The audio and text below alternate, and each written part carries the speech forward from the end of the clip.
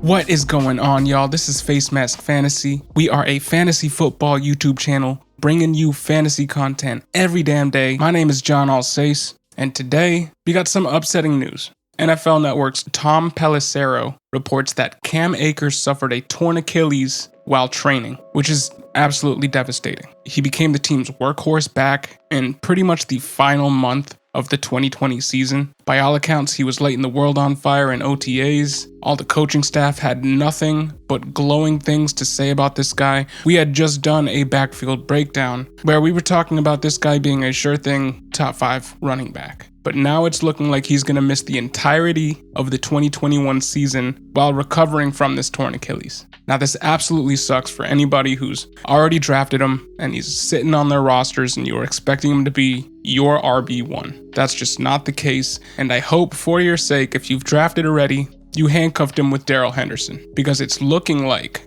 Darrell Henderson is going to absorb most, if not all, of Akers' workload, which was going to be substantial, and Henderson was going to see around 100 plus rushes himself behind Akers. Now it's looking like Henderson season. So I'm sorry if you drafted Cam Akers, but Henderson's going to be the number 1 RB in this offense, and it's not even going to be close. Because if you look at this depth chart, it went Cam Akers, Darrell Henderson, Xavier Jones, who I'd never heard of before literally this offseason when I did that aforementioned Rams backfield breakdown, and 7th round rookie Jake Funk. Now, to speak a little bit about Henderson and what I think he can do this season, he was taken in the 3rd round after a trade up, and he was looked at as the heir apparent to Todd Gurley, and that didn't quite happen. The entire 2019 offense wasn't right, in large part due to injury along the O-line. They also had one of the oldest O-lines playing NFL that season. Todd Gurley was still on this team despite dealing with his own injury concerns. You also had CJ Anderson coming in late into the season, and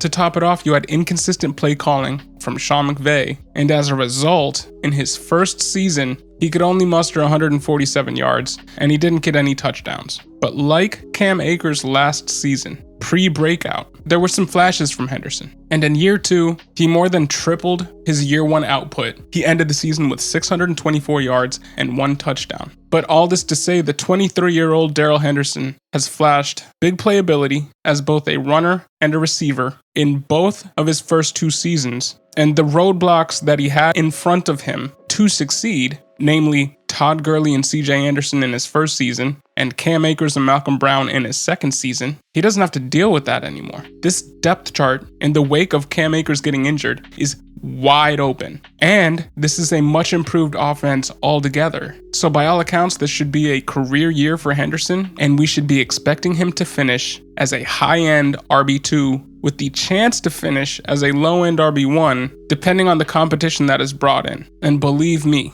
there will be competition from both inside of this current depth chart and out. With a team whose depth chart looks like Darrell Henderson, Xavier Jones, and Jake Funk, and that's it, they're definitely going to need to bring in some other bodies to help fill this running back core out. Now, one thing that might come in the way of that is that they're already up against the cap. They only have $6.9 million in cap space, which if you're looking at running backs right now that are currently free agents, you don't have to look too far to get to Todd Gurley, and actually I think he should be number 1 on their list as he has familiarity with the offense, familiarity with the coaching staff. He's only 26 years old, and he should be able to be had for less than that $6.9 million cap figure. In 2020, he carried a $5.5 million cap figure. But that's speculation. Obviously, this injury just happened, so we're not going to go down that road too far. But what does this mean for the rest of the offense? Now, before I get to the other positions, let's hit on these other running backs here.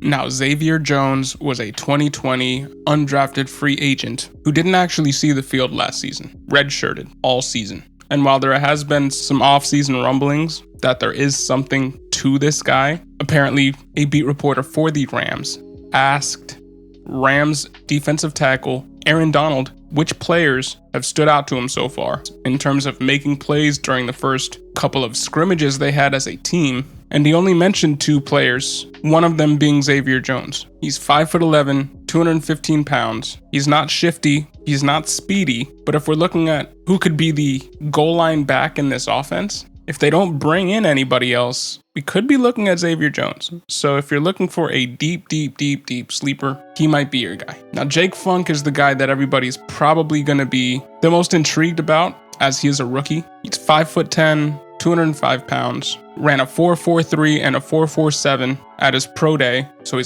comes with some speed. He does come with some injury concerns, as in college, he did tear his ACL twice, one of which ended in him getting severely infected and having a much longer road to recovery than usual for an ACL tear, and he also broke his hand. Now, Funk brings experience returning kicks, which is probably where his role was going to be this season if it weren't for this Cam Akers injury. But now it's very likely that he does see a little bit more work than previously was to be expected of him, being a 7th round rookie. Jake Funk is a fundamental power back. He provides straight line running. He is coming into the league old, as he is 23, just like Xavier Jones, who was an undrafted free agent a full year before. But do I think either of these players, in Xavier Jones and Jake Funk, are going to be a threat to Darrell Henderson's role this season? No. But considering there's only 3 running backs on this roster right now, and they are cap strapped, now I do expect someone to have value behind Darrell Henderson, but I just don't know who it is. I don't know if it's going to be Funk. I don't know if it's going to be Jones. And I don't know if it's going to be somebody brought in from the outside, even though that would be my hypothesis. What I do know is if you're in a dynasty league and either of these guys, in Xavier Jones and Jake Funk, are sitting on your wire and you got an extra spot, snatch them up and just hold them and wait and see what happens. See if they sign a Todd Gurley. See if one of these guys establishes himself in the preseason as a legitimate running back 2 for this offense for this year that Cam Akers is out. Now, Dynasty is the only format in which I'm looking at either of these players, but something to keep an eye on. I am not looking at either of these players in season long, in keeper, or in best ball yet. That is subject to change if it looks like one of these guys has asserted himself enough to be considered the RB2 in this offense. But let's now move to other positions. When you lose your focal point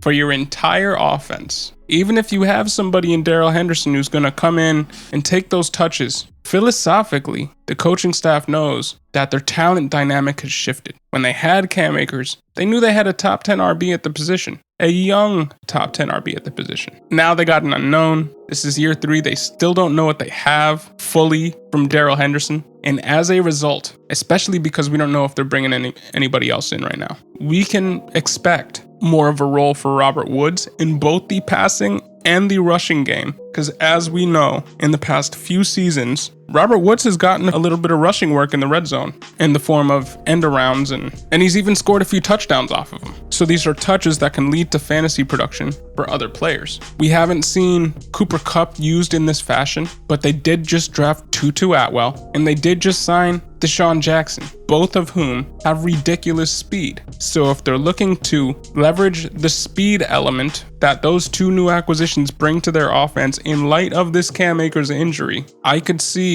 Tutu Atwell and first and foremost Robert Woods getting some action on the ground, even though they're wideouts. Now, I do believe some of this fallout will trickle down into the passing game in the form of more work for the pass catchers. So I do believe this pumps up Robert Woods a little bit, even when you take out what he's going to be getting in terms of a boost from however he's used on the ground, and Cooper Kupp and Tyler Higbee. Because if you look at Sean McVay's offense in 2017, when it was at the peak of its powers, this offense generated 87 targets for Todd Gurley. Now, I see no world in which Henderson gets anywhere close to 87 targets. Those targets will be going elsewhere, especially when you consider you now have more of a gunslinger at quarterback in Matt Stafford than Sean McVay had in 2017 with Jared Goff. So that's about it That's our breakdown of the Rams' skill position players in light of this Cam Akers injury. Henderson should again finish as a high-end RB2 with a chance to be a low-end RB1. We should be expecting this team to go out and sign a Todd Gurley-esque replacement for Cam Akers, just to fill out the depth for the running back spot on this roster. I'm not expecting much from the incumbents, Jake Funk and Xavier Jones, though I am expecting a little bit more work for the pass catchers, and specifically Robert Woods, in this offense in 2021. What do you guys think? Put your thoughts in the comments section below. My name is John Alsace. This is Face Mask Fantasy. Once again, we are a YouTube channel that specializes in bringing you fantasy content every day, sometimes more than once a day. So if you haven't hit that subscribe button, please hit that button for us. Helps us out greatly. Once again, thank you for listening. Have a great day.